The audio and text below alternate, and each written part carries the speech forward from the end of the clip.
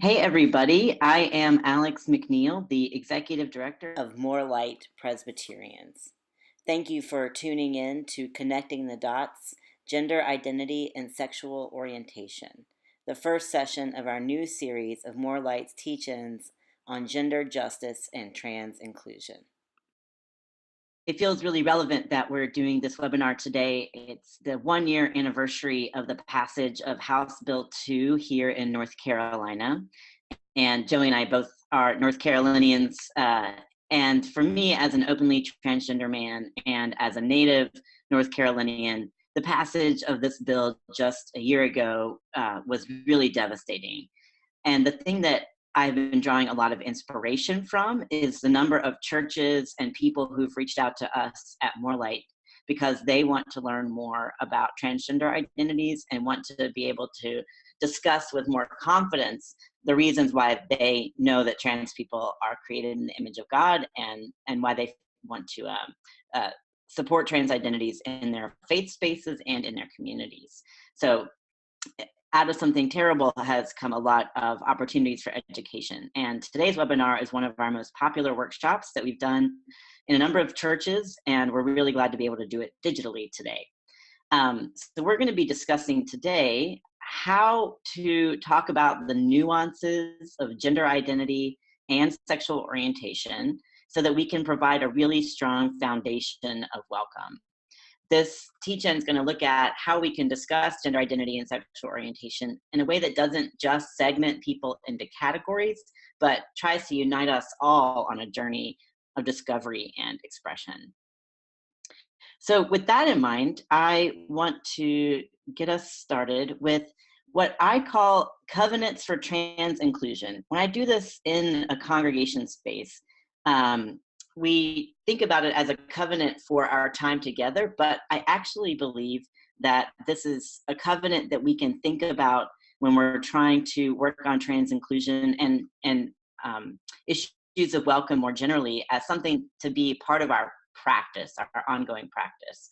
So I've put these covenants in a continuum, knowing that we're always on a journey, we're always somewhere in the middle, and just offering us the ability to have some mindfulness about where we're sitting within some of those continuums on any given day and moment to moment. So the first continuum I want us to think about is the continuum of people on one end and definitions on the other. And our work around trans inclusion, I think some of us get stuck in this idea around the definitions. We want to know what the words mean. And that almost becomes more important than engaging with the person who's right in front of us. Because we know that no matter what our identity is, nothing really fits neatly into just the Webster's dictionary definition of what that identity is. That we're all more complex than any one definition could really allow for. So in our work around trans inclusion in particular, as we're learning new words and new terms, to think about not just how those terms show up, but truly how those terms are lived out in people's lives, so that we always want to be more towards the side of working with people rather than just getting caught up in the definitions. The other continuum that I like to spell out for folks is this continuum between being hospitable on the one end and the other end, which is being a little bit lurid, or as I like to call it, let me Google that for you. When we're having conversations about our identities, a lot of times folks will ask questions about, for me as a transgender person, about my transition, about my gender journey. How did I know that I was a transgender man? A lot of times those questions are hospitable and are demonstrating that folks really care about me and want to know more about me. But sometimes those questions start to delve into the lurid territory, where people are asking me to explain very complicated surgical procedures or spell out definitional words for them. So I think that sometimes our curiosity gets the best of us, and it becomes curiosity for curiosity's sake, and not because we actually want to get to know someone, which is more towards the hospitable end.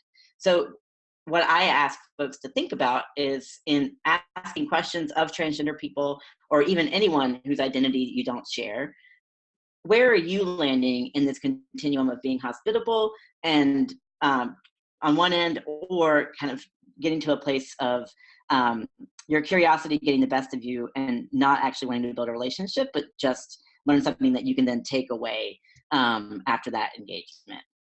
And that can be a tricky place. And I think that it can also be up to the person you're talking to maybe set a boundary to say, actually, I don't feel like that question's very hospitable. But if we're aware of that continuum, I think that makes us more open to receive the feedback that we're not being as hospitable as we can be. And the third is this continuum between being vulnerable on one end and needing to take care of ourselves and maybe step away from a conversation on the other end. I think that this happens a lot in one-on-one interactions where we might be really excited to talk to someone about a facet of their identity, of being gender nonconforming or transgender, and we're ready to talk about that, but maybe the person who identifies that way is feeling like they need to take care of themselves and not engage in that kind of conversation on that day. So noticing this tension between when we're ready to feel vulnerable, which I think often happens in the context of establishing a relationship, when you're hospitable, when you care about someone more as a person than the definitions you're trying to understand about them, and when we need to take care of ourselves and potentially step back and disengage from a conversation or say, you know what, we need to have this conversation on another time. And I think you can take care of yourself and be vulnerable, but I lift up this continuum particularly because I think sometimes folks tend to feel dismissed when someone says, you know, I can't really talk about that part of my identity right now. But to understand that potentially that person is taking care of themselves in the way they need to that day is less about you and more about some of the other dynamics that are going on. So having this continuum in mind, both for ourselves and for the folks that we engage with, is really helpful, just so that we can be aware that a one-on-one conversation has a lot more going on than just the individual words that are shared. So if we know that we're ready to have a conversation with someone who's transgender or gender nonconforming, that we ourselves also need to be vulnerable and potentially share about who we are, not just expect that to be a one-sided interaction, for example. So I really think of these as guiding covenants, not just for today, but really for how we interact with folks in our work and in our ministries and truly in our lives. I actually think this slide is above and beyond the most important thing that we talk about and practices that we can incorporate as we work towards greater trans inclusion.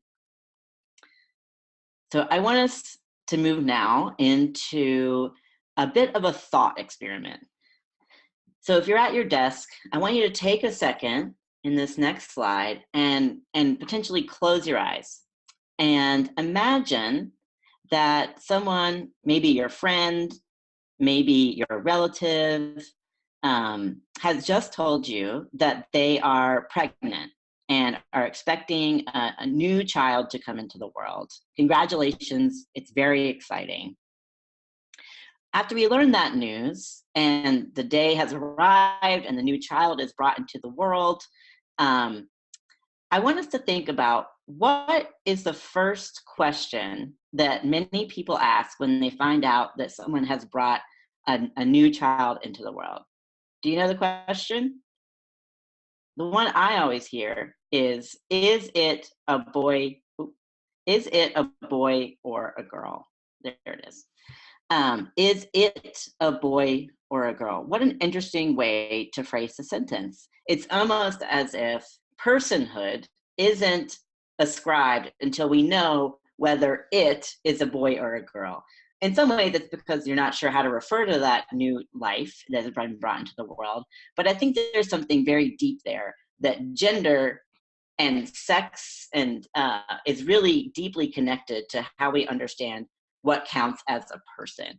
And when we're talking about transgender identities and gender nonconforming identities, that also gets really complicated when we think about gender as being a fixed moment in time when a child is born. So I want us to think about that. So kind of following this thought experiment, thinking about our friend or sibling who's just brought a new baby into the world, and follow a line of thinking with me. So let's pretend that the doctor has come out and said, it is a girl. We brought your friend or your sibling has just brought a baby girl into the world. And right away, even in the hospital itself, we know that in our culture, a lot of assumptions start to come into play the moment that we hear that a new baby is a boy or a girl. And I want us to think through some of those together.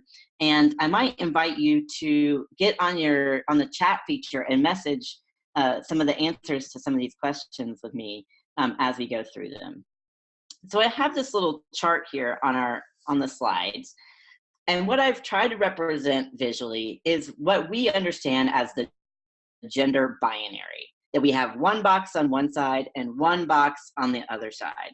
And a lot of times our society, our American culture in particular, thinks about these two boxes as very distinct from one another. And I wanted to go through some of the cultural assumptions that we start to learn very quickly about what it means to fill out some of these boxes. Now, I've done something that the doctor's office doesn't normally do. Normally, when you go to visit a doctor, you fill out any form, you only get one box to check, or are you male or are you female?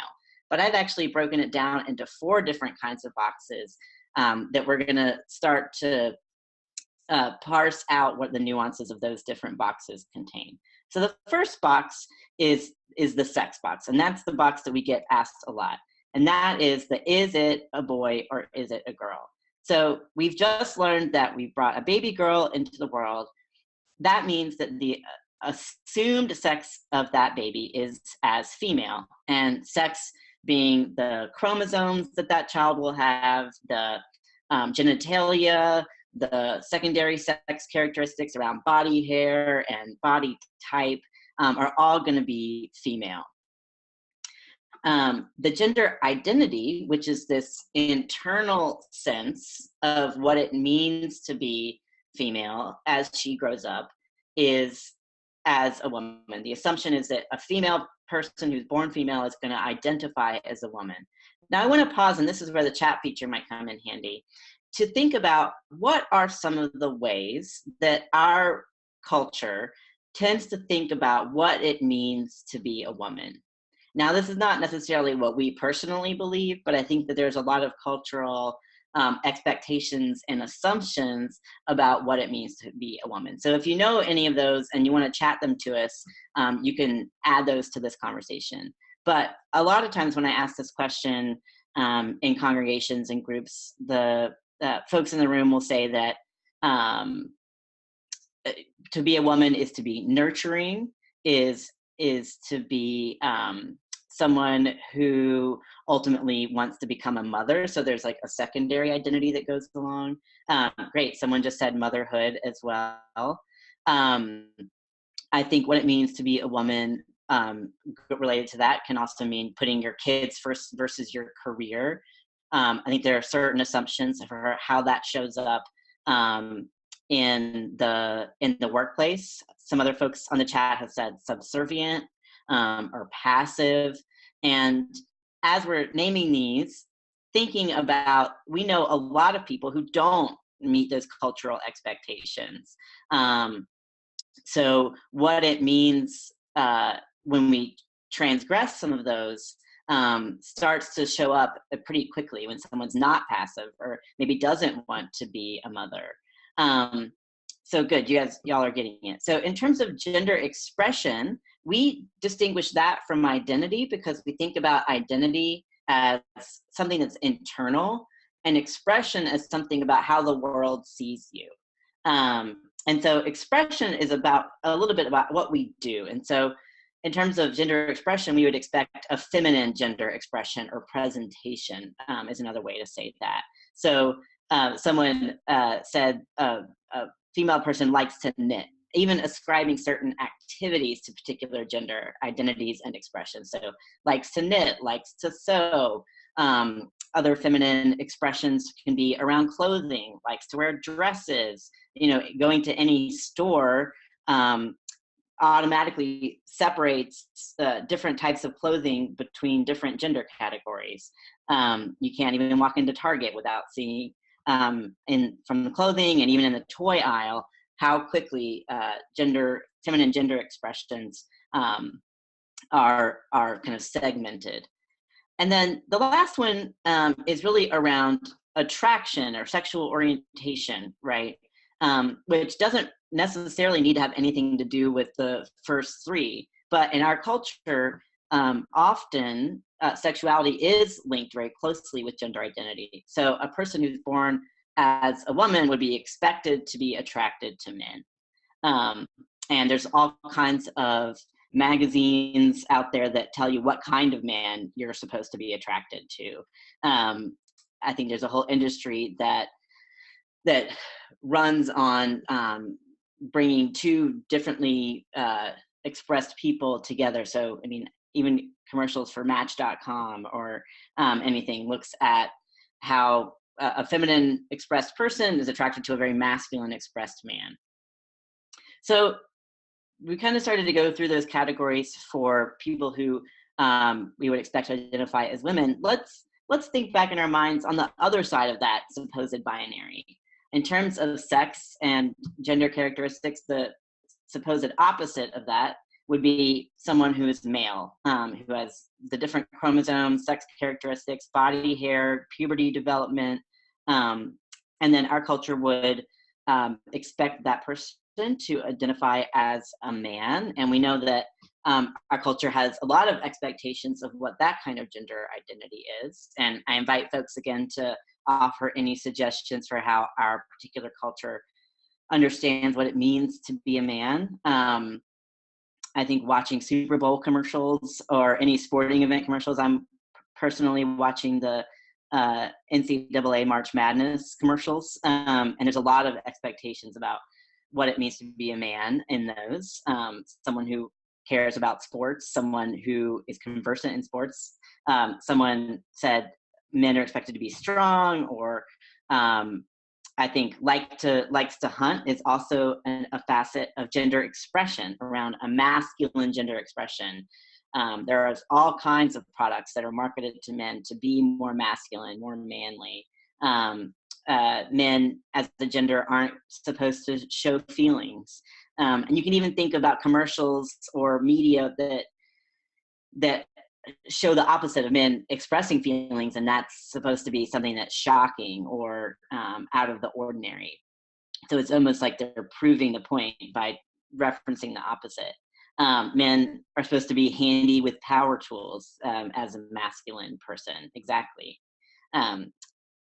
So, and then in terms of attraction, again, that our culture assumes that men are attracted to women, and that is the norm, right?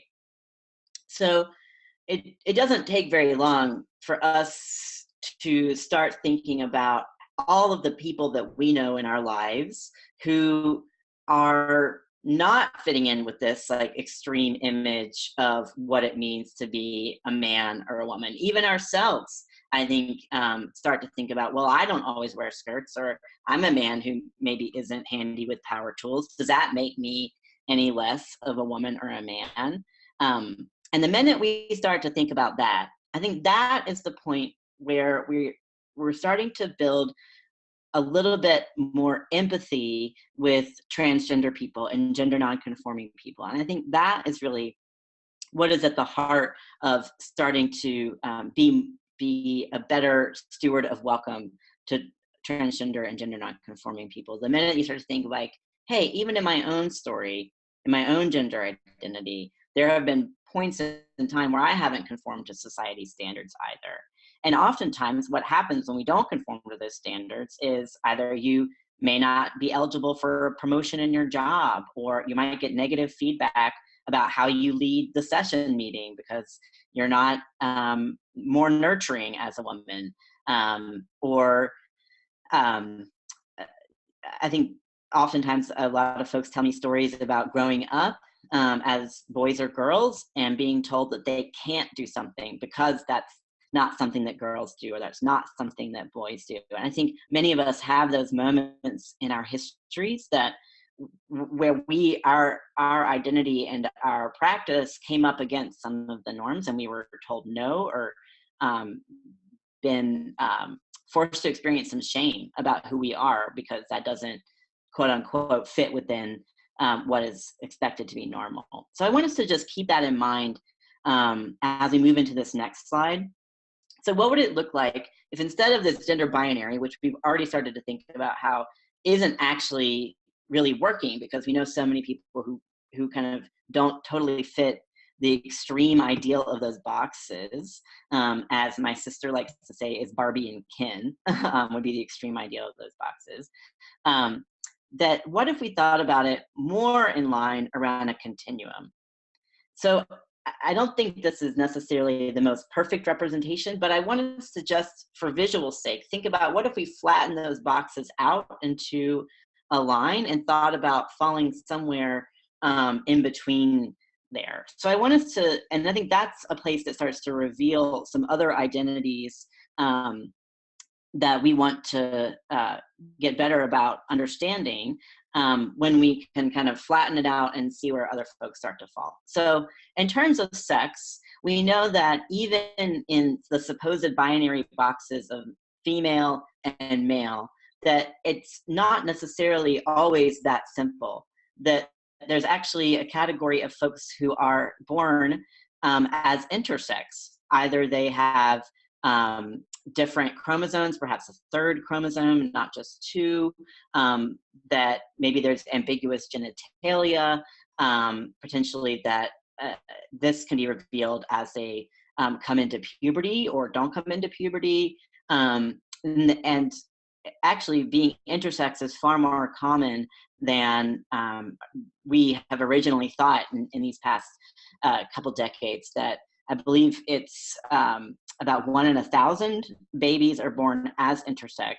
But I know that from there are other genetic things that happen where you have multiple chromosomes but potentially aren't an intersex child. But it starts to break down this idea that you're either XX or XY chromosome, that you're automatically female or male. That science has revealed to us that even our human DNA is more complex than we originally thought. And I think that can be pretty mind-blowing at first when you start to learn that, how often the medical industry for years has tried to force especially intersex children to be female or male. Originally, the surgeries around ambiguous genitalia were performed even without parents' consent. And then they were performed with parents' knowledge, but without the child's consent. And we're moving into a place now where we're starting to realize being born intersex is not a negative medical condition. It's not harmful. That children should be allowed to grow up as who they are, and be able to tell us later on down the line if they want to identify one way or the other, or somewhere in between. In terms of gender identity, how we feel internally, we know that far more people don't really identify particularly as a woman or as a man, and may use words like genderqueer or gender nonconforming or gender non-binary to hold space for feeling somewhere or somehow like the words woman or man are not an adequate description for that internal sense. I know for myself, before I transitioned, I spent about a decade really identifying as genderqueer, because I felt like the category of woman didn't ever really fit who I was. And for me, that was a part of my journey of being transgender. That's not always true for folks who identify as genderqueer. But I also want to say a note around the word queer, because often when I'm doing this in congregations, folks will raise their hand immediately to say that for many people, we know that the word queer has been a very damaging one, and has not always been used in a favorable way, and that particularly in an older generation, it's hard to even imagine reclaiming that word. But I use it because many folks are reclaiming it and using it as almost an umbrella term to really capture a feeling of almost being intentionally opaque, that genderqueer is not about uh, saying that you're a woman or a man. So having some of that ambiguity within the term is actually very helpful. And one of the things that I talk about, from the covenant side, is really respecting individual self-identification. And so knowing many people who do identify as genderqueer, if that's not a term that's comfortable to you, that's potentially how you don't want to, that's not how you might identify. But if someone were to come to you to say, I identify as genderqueer, then our work is to figure out how we can support that person, even as we know that we have some personal histories that may not support us using that word very regularly. And that's another note around the word queer in general. I know some folks would never use that to describe the LGBT community, but for many folks, queer is a word that is able to hold kind of the multiple dimensions of sexuality and gender identity, and that as more and more folks are using it, I think we need to hold space for it to show up in our conversations. So that's my little PSA about about queer.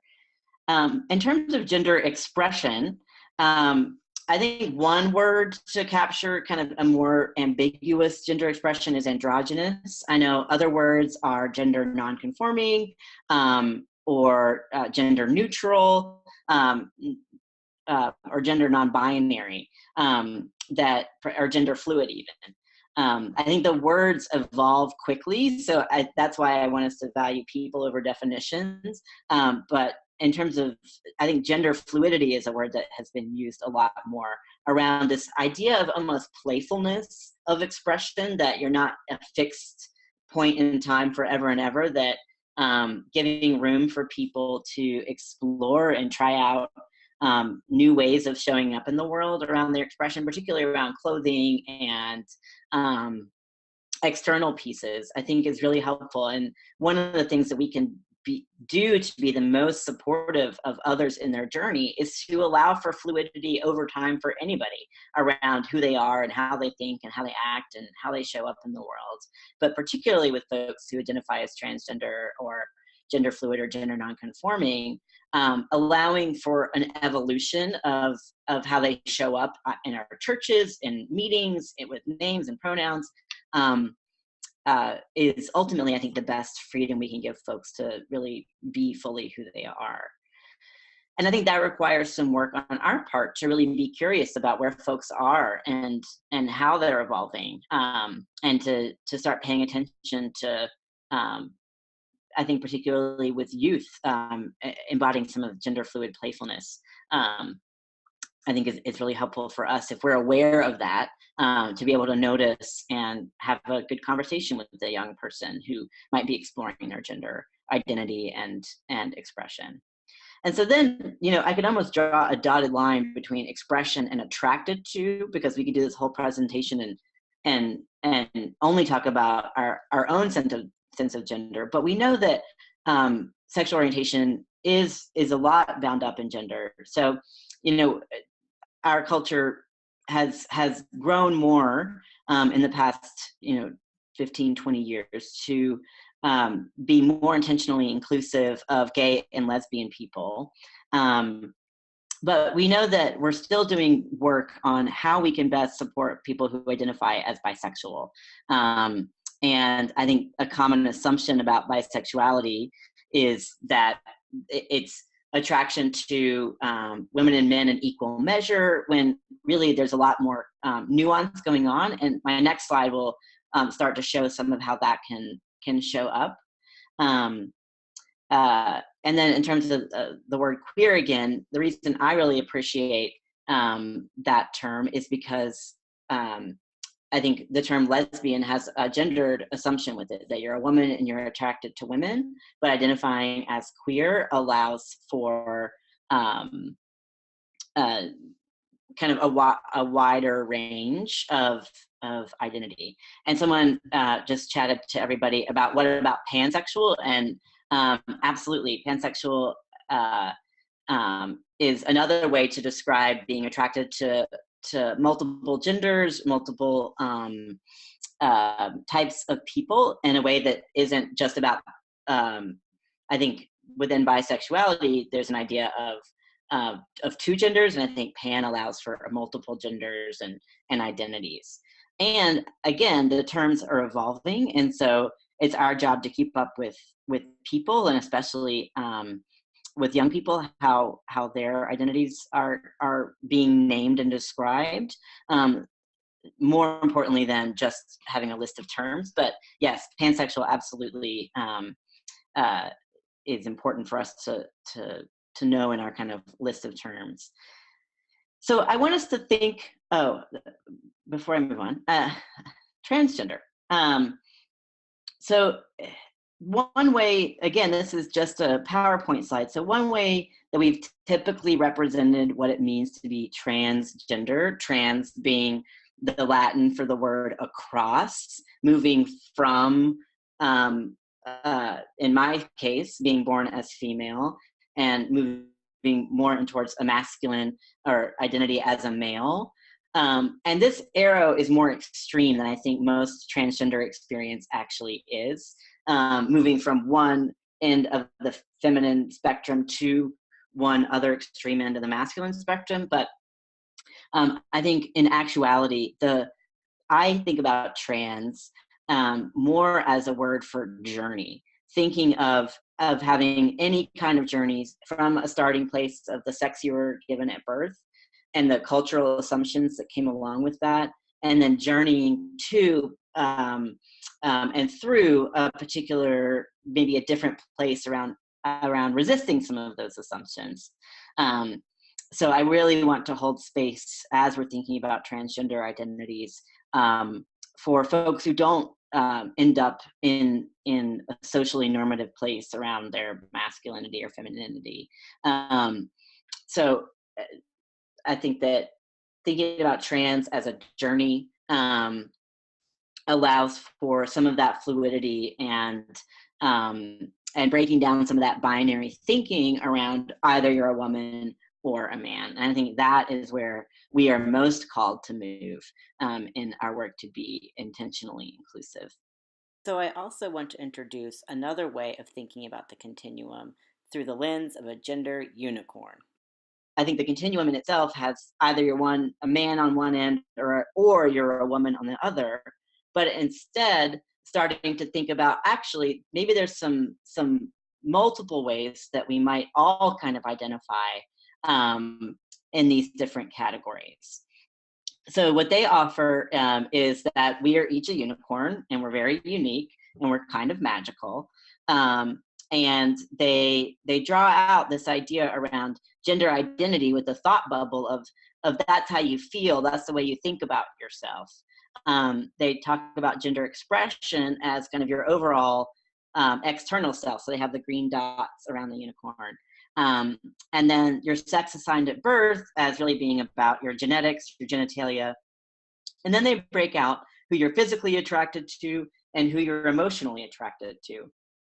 And the way that they ask you to think about it is how might you fall in each one of those lines, arrows within the gender identity or expression, physical or emotional attraction, rather than just being one of the arrows. So I added in a little qualifier in the third arrow around gender identity that says other genders, to include folks who identify as gender non-binary, which, as we said, around binary gender, which would be outside of that, or gender queer or gender fluid, is where I added it. So in gender expression, I had gender fluid or gender non-conforming instead of just saying other. So that was my quick addition. And what they do with this, and I have a reference for it's transstudent.org /genders where you can find it for yourselves. What they assume is that we're each starting from a common starting point, which is we're people. and that our arrows might go in different directions from being a person, and that they're asking us. And sometimes what I've done with that same continuum is to think about where we might fall in those different parts of our identity. So I actually did this exercise for myself, and I want you to, as I'm going through it for me, think about how you might do it for yourself, because I think it can almost, for those of us who don't spend a lot of time thinking about this very much, it can almost be uncomfortable to start to think about it for yourself. But it's a really helpful activity when you start to parse this out. And the secret is that there's no wrong answers for yourself. It's really about how you feel versus kind of what other people ascribe to you. So with that in mind, let's look for a minute at how I might do it for my own identity. So I started with this, the third category of the sex assigned at birth. So I was born and the doctors said I was female, and they put that on my birth certificate. And that assignment has followed me my whole life. I actually just went through the process to change my birth certificate. And let me tell you, it's complicated, and they ask for a lot of questions. But I want to start there because I do think it impacts a lot of where you might end up landing in the other two because of your history. So I was raised for 27 years as identifying as female. So when I started to think about gender identity, instead of going all the way back to the zero of having no identity as a woman, I really hold space for that girl who grew up for so many years and did Girl Scouts, and all those experiences are still in my story, so I don't want to erase that. And that's why I really love this idea of having it be three lines that kind of all connect together to be your gender unicorn. And right now, I'd say identify mostly as male, but that I think that often maybe I'm a little bit more non-binary than in my identity as the sum of those two parts of my story. And that for me is really about just preserving space to not feel at one end of the extreme around being male. Mostly because I'm not good with power tools. Just kidding. In terms of gender expression, so I put myself at a little bit feminine, but mostly I think I'm even more masculine in my gender expression, particularly in my clothes. I've been more masculine in my gender expression for a lot longer than my identity as a trans man.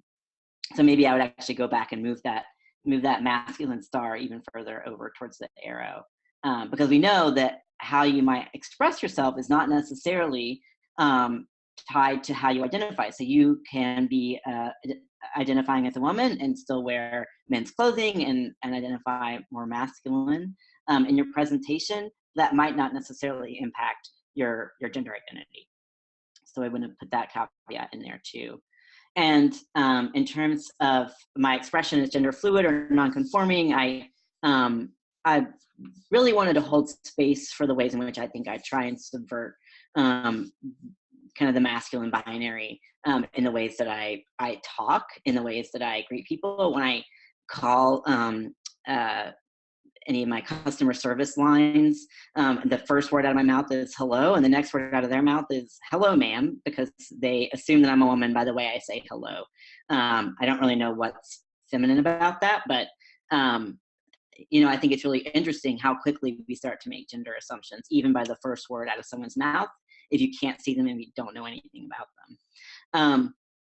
And then in terms of physical and emotional attraction, I didn't go through this for this one, but I think that I really just want us to think about how in our own stories, the two maybe you may have your stars kind of lining up in the same way, but potentially there's ways in which that actually is more nuanced than I think we present.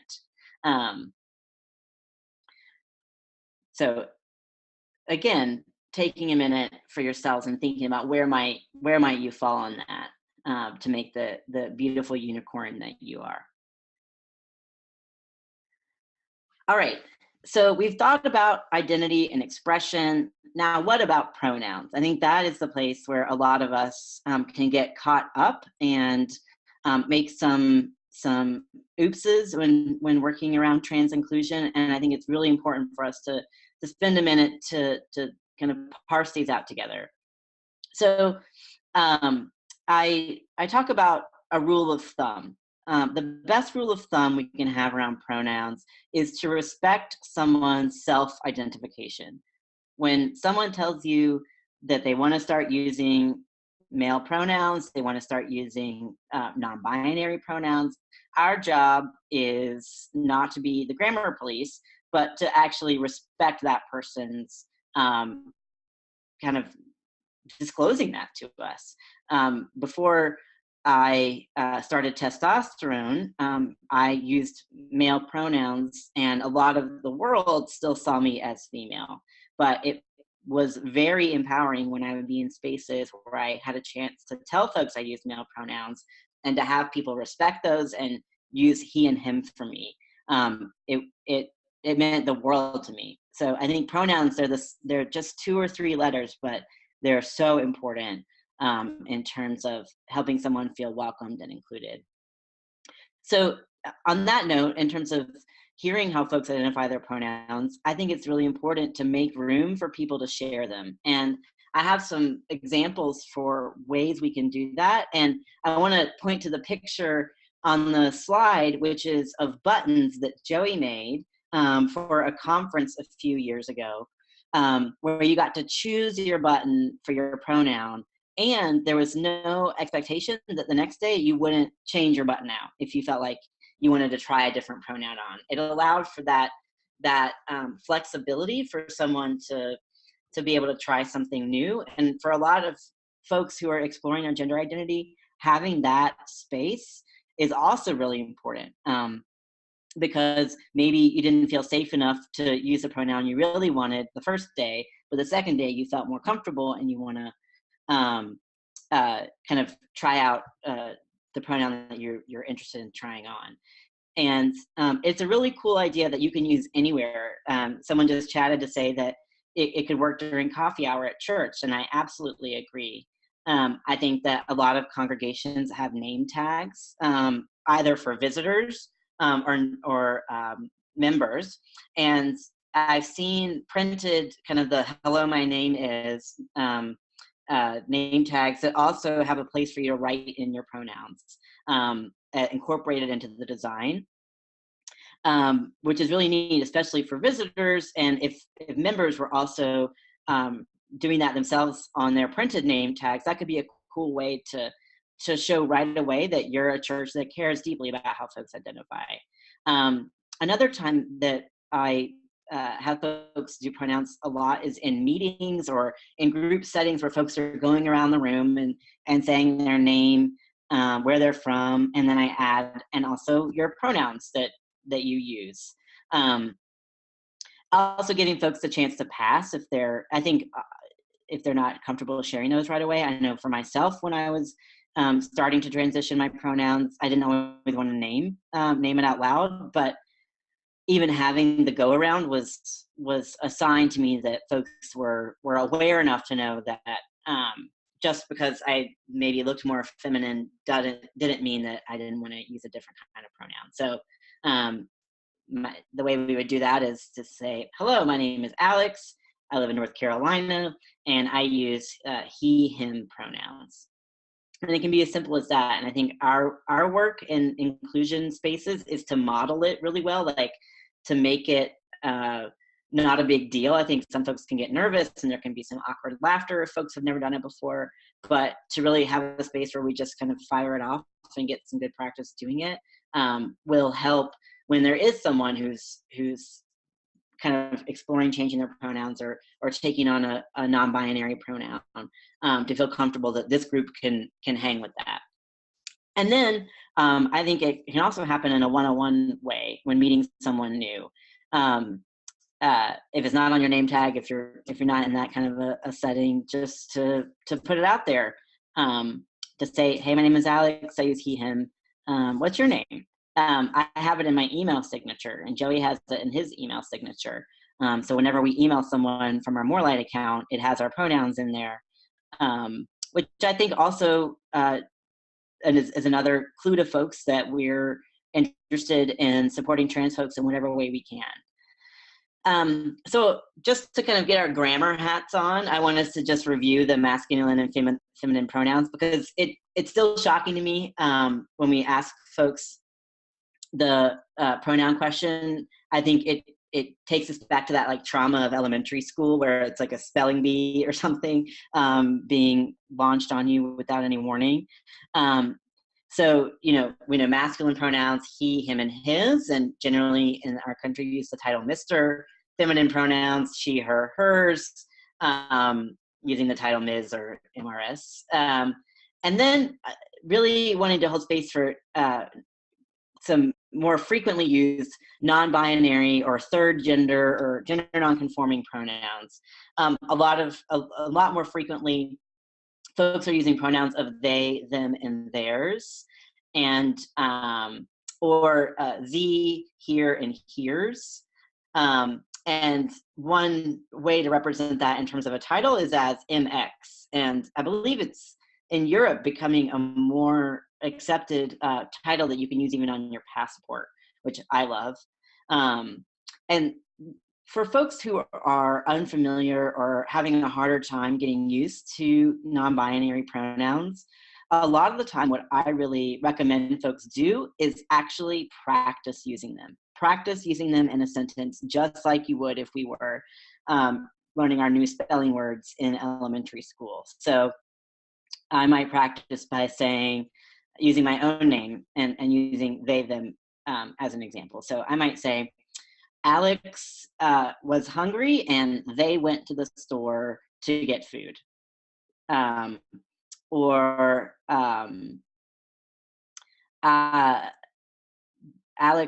I don't know, my grammar is actually failing me right now. But I think trying it out, like, so what are they saying? Or do you know where their car is, right? So trying to do it. And I think you'll remember that we actually use they and them when we don't know to whom or of whom we are speaking. So I think they and them is actually way more common, and we use it more than we might realize if we're talking about someone that we haven't yet met. So I might ask Joey, do you know who they are? If I haven't met them before, just, out of habit. So I think sometimes we get pushback by folks who are uncomfortable using a third person plural for a third person singular pronoun. But in reality and in practice, we actually use they and them a lot more frequently. And so if we get used to doing it with someone's name and identity, I think that will help us just be able to welcome someone better into our life and into our community once we've maybe just sat in front of a mirror and written out a sentence and practice saying it out loud. In terms of Z, similar, it'd be Alex went to the store and Z bought milk. Whereas instead of, you're simply replacing those pronouns for the ways you would use other pronouns in a sentence. I know that this can raise some questions, but again, allowing folks to have a place to self-identify and trying to represent the fullness of the pronouns that are available. So in this picture of buttons, Joey also has the Spanish pronunciations of pronouns because the conference he was running was multilingual and intentionally bilingual. And I think that's another just beautiful way to be very welcoming in a large way, in a multidimensional way. I hope that from this presentation, it's become clear that there are some very tangible ways that we can start to demonstrate welcome and inclusion of trans and gender nonconforming folks, even within the setup of our spaces, of our meetings, and of our congregations. So I really thank you for joining us today. It's been great to be in conversation with you and to launch this journey of figuring out how we can best educate ourselves to be a real source of welcome. So thank you so much for joining us, and I look forward to seeing you again soon. Take care, y'all.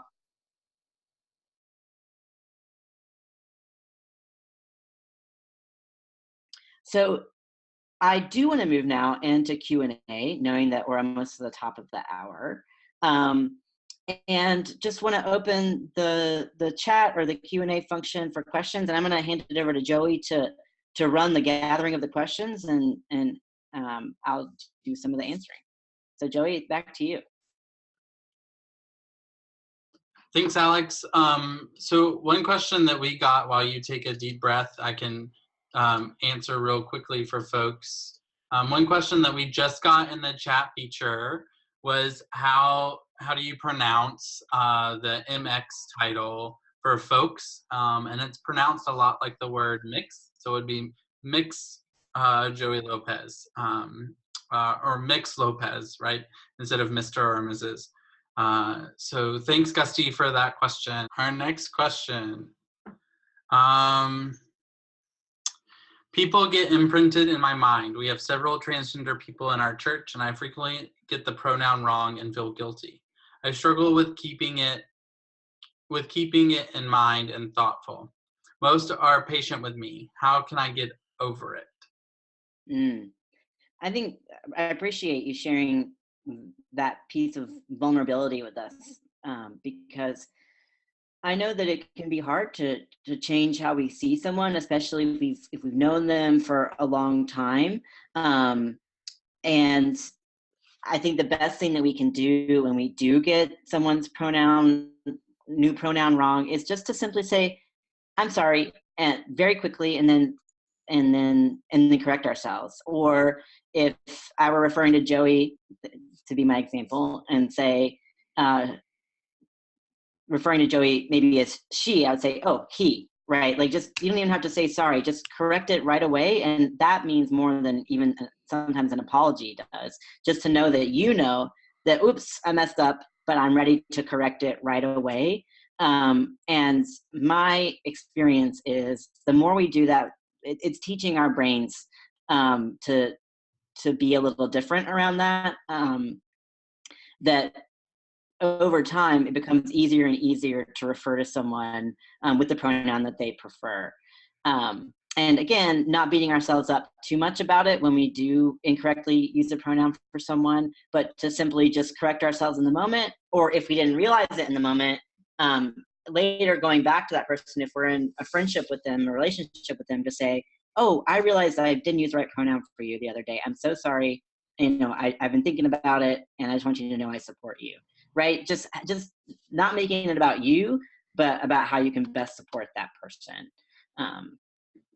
is one way to be, I think, most supportive in the moment. Awesome.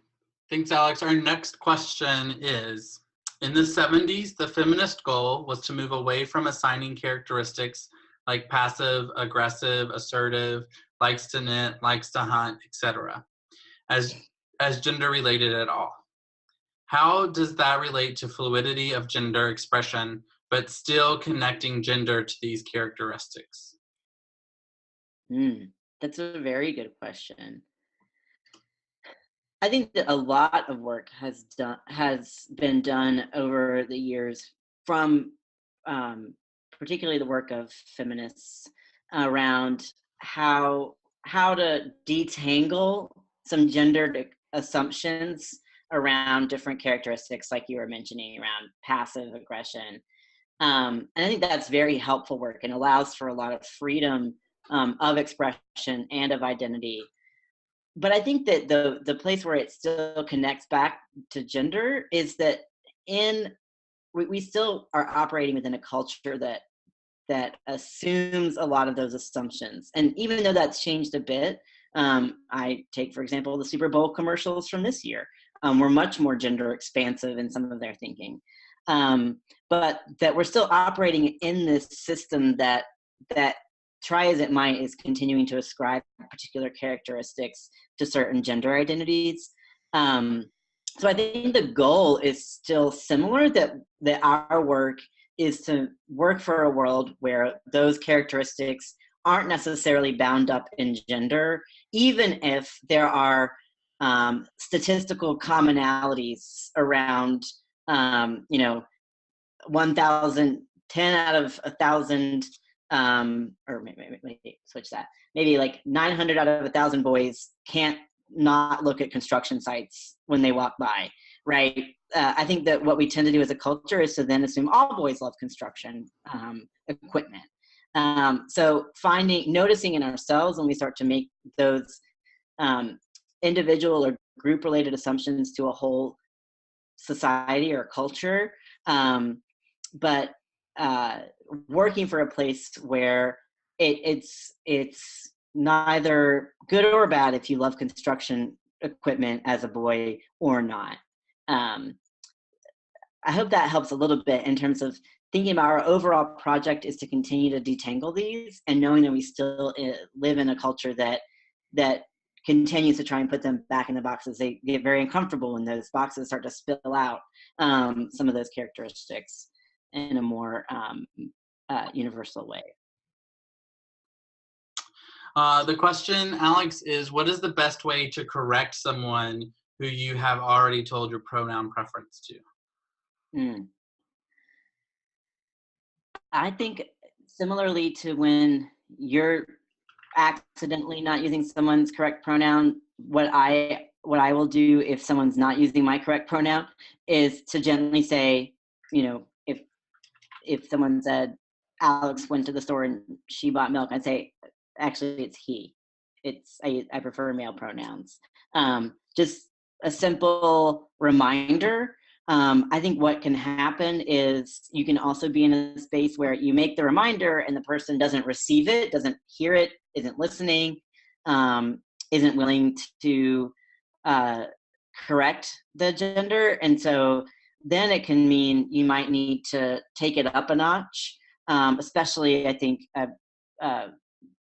when you're in an environment like a hospital setting and you're lying in the hospital bed and someone's not using your correct gender pronouns. You might need to have someone else take that person aside and say, hey, this is Alex and he prefers male pronouns. So actually get someone else involved, because I think if you're consistently not having your gender recognized by another person, it can be really hard and very painful to then speak to them more deeply. But it can be amazing to have someone else come in and say, as a friend to you, to say, actually, I want to have a one-on-one conversation with you about how we can correct this misgendering that's happening.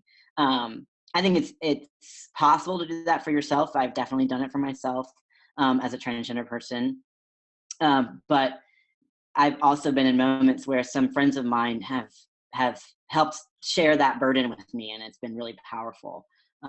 So I think we have a chance to be a good ally if we check into someone and say, Joey, I realize someone's not using the correct gender pronoun for you. Would you like me to say something to them to have a one-on-one conversation, especially if we're in a church setting and we're seeing each other consistently?